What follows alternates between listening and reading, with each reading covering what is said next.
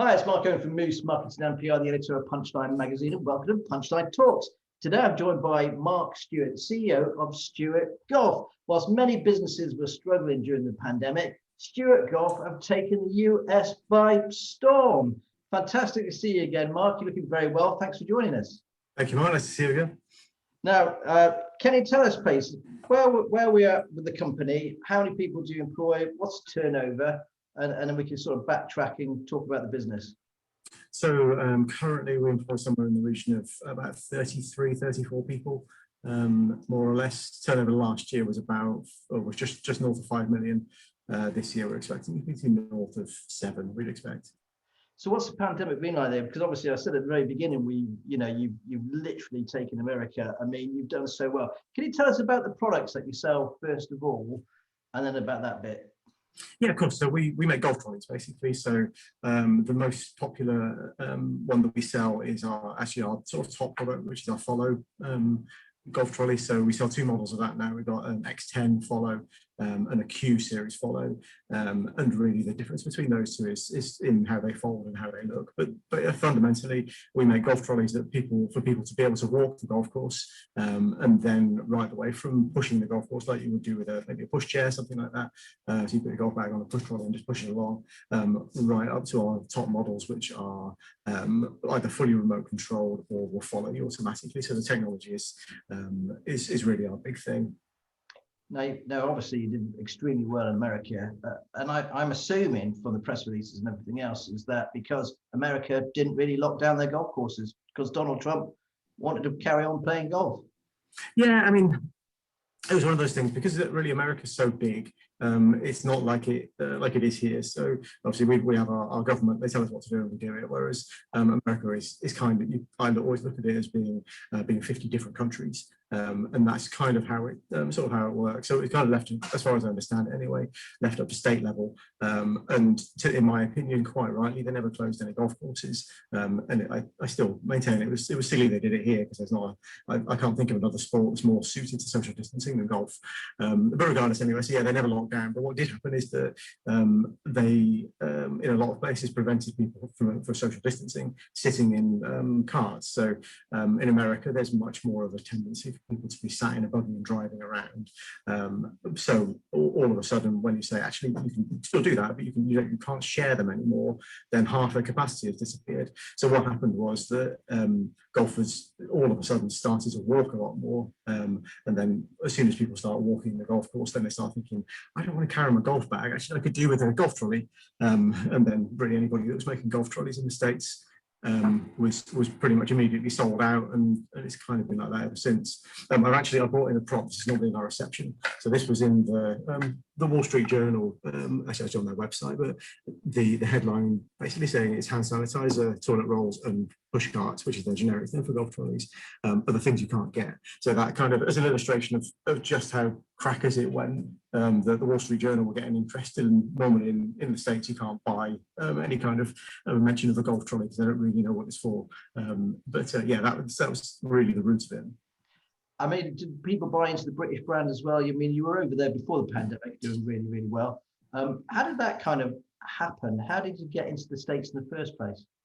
So we've had, we've been a big exporter for more or less our whole history. So we sold our first product in 2003, 2004, and by 2005 we were exporting, whether we liked it or not, because we sell consumer products. The internet's obviously what the internet is, even in the early 2000s.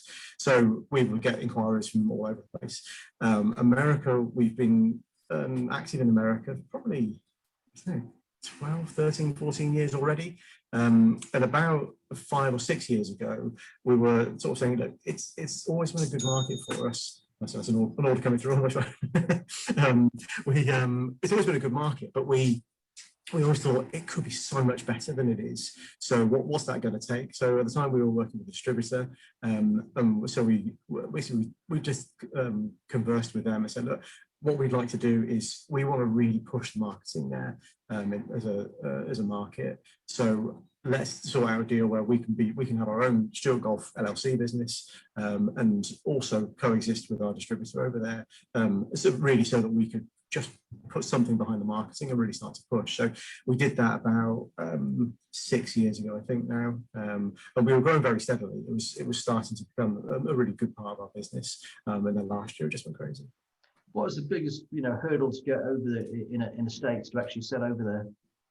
To be honest, it's one of those things that actually.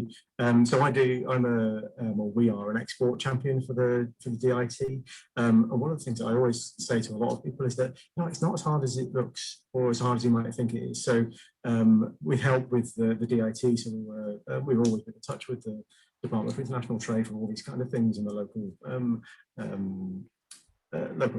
sort of business sort of hubs and things can help out a lot with this. But really, we just looked at it as simply as we could. That was our trick. So our same as we have in the UK, that our model predominantly is a direct one. So really, we need a website, we need people to be on our website, we need obviously compelling copy and content, and we need stock to get out there. So fundamentally, it's not really too tricky. We're lucky that we're in an industry where we're not very regulated, so we're not sort of food or drugs or anything like that, but it needs a lot of approval. So really, we can almost, well, pretty much sell the exact same thing we sell here as we do in America, give or take a few details. So really, once we'd set that up, the biggest thing was getting our heads around just sort of being in a country where they speak more or less the same language, but actually the culture is totally different and how they do things is all different. So that took a little bit of getting used to, but really it wasn't that tricky. So once we got going and we really got disciplined with the model that we wanted to push, then that's really what we carried on doing. Did it make a big difference for the size and scale of the States when you start distributing all over the place? Because it's so huge, I mean, we can't even comprehend it really, from New York to California. How did you manage all that? It's simple, really. So we just, our base is in Florida, and that's where all of our stock is held. And we've got a UPS account, and we just ship around the country. I mean, it's big. So whereas in the UK, obviously everything pretty much next day here, unless you're in sort of in the far north of Scotland or something like that. Whereas in the States, and particularly with our products, we have a big lithium battery in most of the things that we sell. So it has to go by road. So, but consumers are kind of used to saying, okay, yeah, that's fine. It's going to take 3 days. That's cool. So it wasn't really a barrier at all. Obviously, these days, with how all the websites and all the tech integrates, the UPS ship the products, it goes straight into our website backend system. The customer gets an email. Everybody's kept up to date with things. So really, apart from really just getting your head around the fact that there are 3 time zones or 4 time zones in America, and it's a very long way from coast to coast. And but really, that's one of the reasons that we went there. So for us, we're normally a very, very seasonal business. So obviously, we've got golf season, spring, summer, bit of autumn, and then normally in the UK these days it's either snowing or flooded for 4 or 5 months. Either way, golf courses are normally shut. So it was one of the big draws for us was that not only is it just a physically very large market. There's like half of all the golf in the world is played in America, but also they have such a broad geography that actually it's always the golf season somewhere in America. Obviously in the northern states, up in sort of New York and across the top, you're going to get a lot of snow and things through the winter. But actually, as you come down, come to Florida and sort of Texas and places like that, actually through the winter actually is when it's temperate enough for golfers to be able to walk. So actually, in the few years we've been there, we've sold to every single state in America. So I mean, apart from Hawaii and Alaska, I think, but pretty much every single state. So we can go some way to sort of evening out that seasonality, which is really important. How do you do in Europe and the Far East? How do you export over there? We do have business in the Far East. We do not very much. Generally speaking, this is a very broad brush, but generally speaking, anywhere where labour is cheap, then we don't have a market, because in a lot of places like in China and in not so much in Korea now, but in Taiwan and other places around that region, you've still got a big culture of caddies. And so that's sort of, it's a very hard sell to say, right, well, you can remove this sort of relatively cheap labour that you've got, and it's kind of a status thing as well to have a caddy, and replace it with an expensive trolley that then you actually got to operate it yourself. So it's not, we do have business there, but it's not tremendous. Europe actually has remained. Obviously, this year's been a bit bumpy. There's been a few things going on admin-wise, but actually, even so, it's still a good demand. So we just normally come back to the fact that the product that we make has got 2 or 3 good USPs.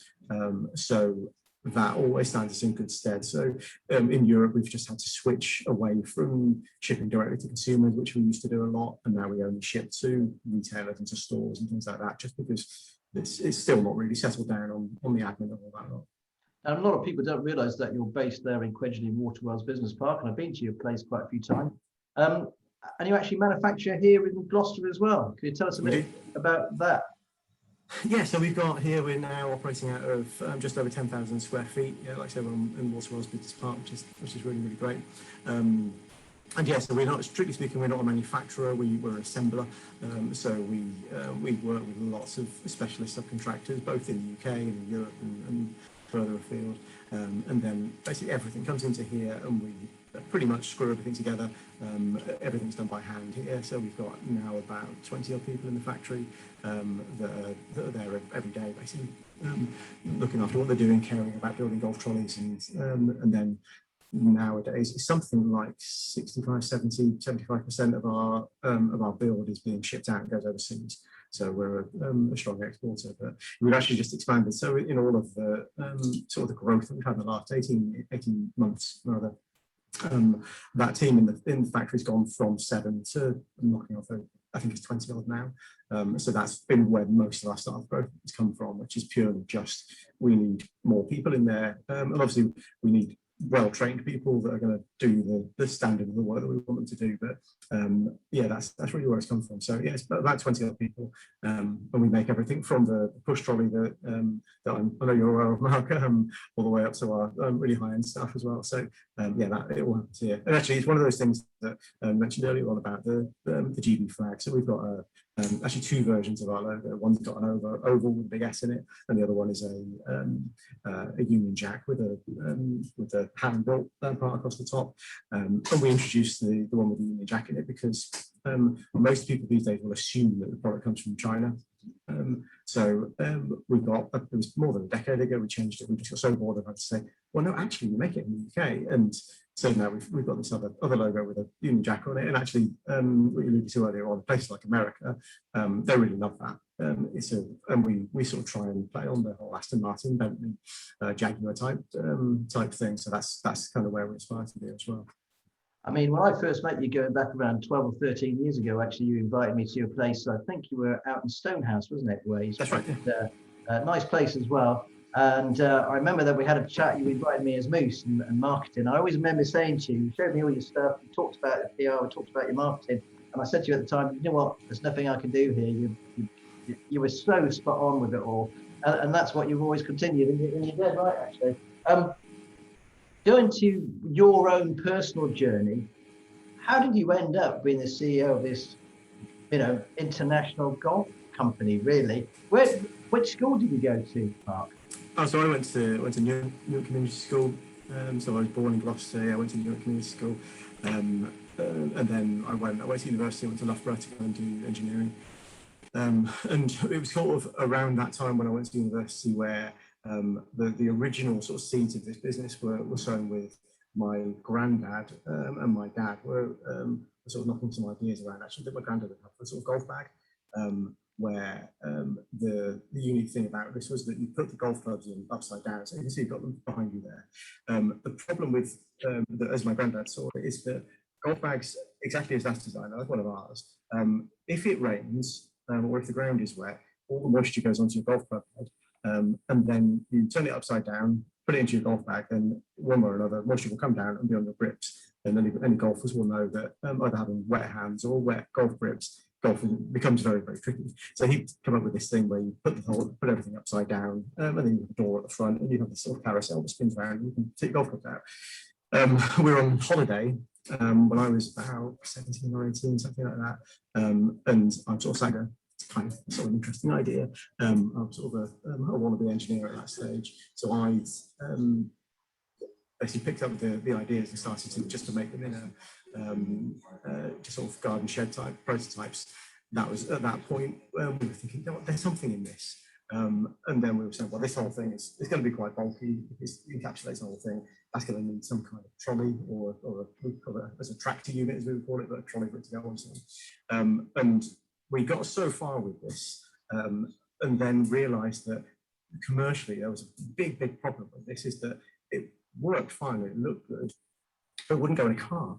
Because most people these days have to take their woods out of their golf bags, put it in the boot of their car.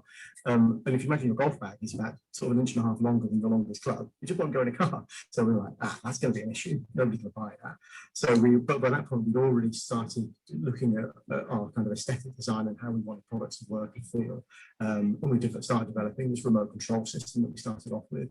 So we were then saying, well, actually, you know what? Looking at the market and the way that we want to be as a business, actually, we could just make it what at that point we would say is a normal golf trolley. So when you put any golf bag on, and we've got a business and we can be out there, then we can revisit this carousel idea a bit later on. So that was how we started. Then we launched the X1 in about 2003, I think it was, end of 2003. Went down really well, got lots of fantastic PR, and then we were away. Of course, at that point, there's 4 or 5 of us in the business, and we had no idea what we're doing. All of us engineers at that stage, and we sort of look around the room. I was the youngest one, so I was like, right, well, you must know most about marketing then, so you're the marketing person. So it was my job then to sort of do the sales and the marketing, and really just as we grew. So my dad was still involved at that point. He's never actually had a desk in the business, but obviously he was the principal funder at the time and sort of our steering hand, I guess. But then it wasn't very long before that then we had to stand on our own 2 feet and things. There's 3 of us, the directors here, so the three first people that were in.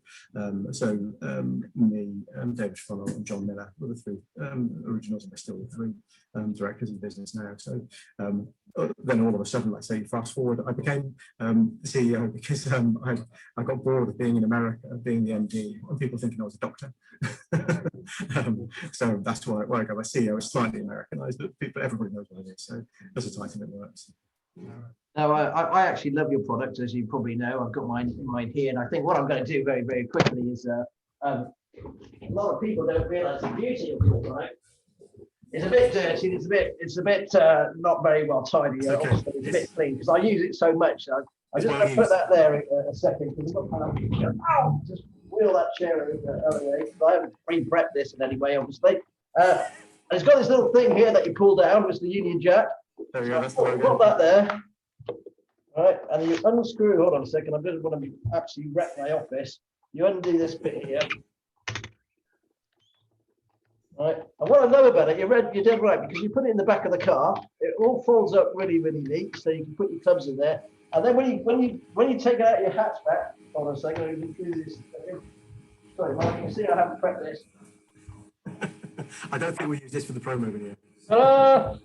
There we go. In one go. One big movement.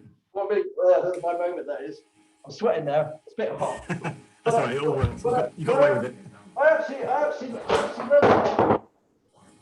Golf course. If only my golf was as good as your golf trolley. Is all right. Thanks, Mark. And the other nice thing is that, and you very kindly sent me the accessory open now. I hope it is your package, and not some pants for my wife or something like that. You know. So yes, I lost the umbrella stand. Look at that. Talk about finding. This was literally here just half an hour before our Zoom call. And there's the straps. And there's the straps as well. So what's going to happen next then, Mark? Where are you going to take the company next, you think? I mean, really, so we've had a really big couple of years, really. So obviously, as well as the growth that we've had, so really we'll have pretty much by the end of this year we'll have tripled the business within 18 months, nearly under 2 years, which is a bit quick, really, to be honest. But actually, we don't see this as the end by any stretch of the imagination. So what's been really good about COVID, actually, generally, I was talking to somebody else about this the other day, is that it's gone on for so long that a lot of people's habits have changed. And be this work habits or drinking habits or anything like that. But when it comes to golf, particularly in the US, there's so many people, like millions and millions of golfers over there, that have actually started walking the golf course. It's not to say that they weren't people walking there at all before, but habits have changed. Right at the start, we were just hearing anecdotal comments of people saying, actually, I never thought I could walk my golf course. I thought it was too hilly or too long or whatever, which in the UK, we would kind of go, it's a golf course, of course you walk it. But it's a completely different golfing culture. So that's been really, really encouraging. So really, we're looking ahead to say, well, how do we really capitalize on that? And take advantage of the growth that we've had and the sort of the momentum that we've got actually, which is palpable here. So we've expanded our space here has grown by 50%. We've had to relay our offices and redo all the desks and everything, partly for COVID, but mostly because we just ran out of room. So we sort of keep employing more people, but we're now employing people ahead of the curve to try and make sure that this isn't the sort of COVID bump that we've had and we just go back to normal next year, or what normal used to be. So that's the thing for us, is that we're really trying to be on the front foot and really keeping our foot hard against the accelerator. So there's that growth that happens. So that's one of those things that sort of happened to us, if you will, because obviously we didn't all of a sudden get really good at selling things. There was the environment changed and the market changed, and then we've just sort of been trying to keep up. But the other side of it is that we'd also become, at the tail end of last year, we launched a product as well, launched a new golf trolley. So that was 4 years in the making as well, with a lot of investment that goes into it. So we don't launch products every month. We launch key products every few years. So that was a big thing for us, was that we're making sure that we're doing that properly. And it's gone down really, really well. We can't keep up. Basically, we're now I think we're doing 12-week lead times for a golf trolley, but the order book isn't staying very stubborn, even though we're increasing our build. So really, it's keeping going, keeping the momentum, trying to make sure that we keep our culture here, keep everybody happy. It's still a great place to work and all those kind of things. But we see big growth out there, so that's really what we're going for. Well, I've got a few personal questions for you. First of all is, what's the latest novel that you've read? I'm currently in the middle of a short history of nearly everything by Bryson, which a lot of it I'm still trying to get my head around, to be honest. But yeah, it's good. I like him. He's a good author. I like Bill Bryson as well. I've been reading his journey around Australia. Okay, I've not done that one. Slightly put an Australian accent then, I don't know why, but it's around Australia. And I've been reading that for around 8 years. I take it on a holiday week and I get so far and put it down again. If you're listening to any sort of music, what's your favourite band? I mean, ultimately, I will always come back to the Beatles. Is where it will always be. But really, I've got a very sort of broad musical taste. So I know I saw the other day that you're into a bit Taylor Swift at the moment. So if my Spotify's on shuffle, Taylor Swift will come up, but also equally it could be Pavarotti or Streets. So take a pick. I'm a big fan of Taylor Swift, actually. I really like great lyrics. Anyway, I'm running out of time. Mark, can you please my top 3 tips. So first one would be that it's all about people. It's one of those cliches that probably everybody will say, that it really is that you can't do it on your own unless you happen to be doing your Taylor Swift or something like that, but even you love a team. But it's all about people, so you've got to surround yourself with good people, treat people well, just try and be human, basically. Your basic human values will get you a long way. My second one would be about learning. Never stop learning. So I know you had Chris Breed on last week, who's I've been through a similar training that he has with a company called Quolux. So I'm in the middle of doing an MBA with them at the moment, and so I graduated for the first time 20 odd years ago. I'm now going through this process again, and it's so kind of invigorating to just continue to challenge yourself, continue learning, and that is one of those. I've been thinking it recently that the more I learn, the more I'm in these kind of things, the less I think I know. See what I mean? The more I realize I don't know. I'm sure there's a good way of putting that, but you know what I mean. And then the third one would be actually about downtime. So the whole thing about you see this whenever you watch The Apprentice or anything like that, and it's all about work, and 24/7, got to be hustling and whatever it is. People say these days. Actually, downtime is so important. So you don't. I find certainly for me that I don't get a really good perspective on what's going on unless I actually just leave it alone for a bit sometimes. So be that holidays or weekends with the families or even evenings watching Netflix or whatever it is people do. But working 100% all the time ultimately won't get you very far, I don't believe. So downtime is really important, and sort of with downtime comes health and just all those normal things. Mental health is a huge thing at the moment for with lots of lockdown and all the rest of the things that are going on. But downtime is the key to keeping all those things right for me. Mark Stewart from Stewart Golf. Thanks for listening. All the very best from all of us here at Punchline. Thank you, Mark.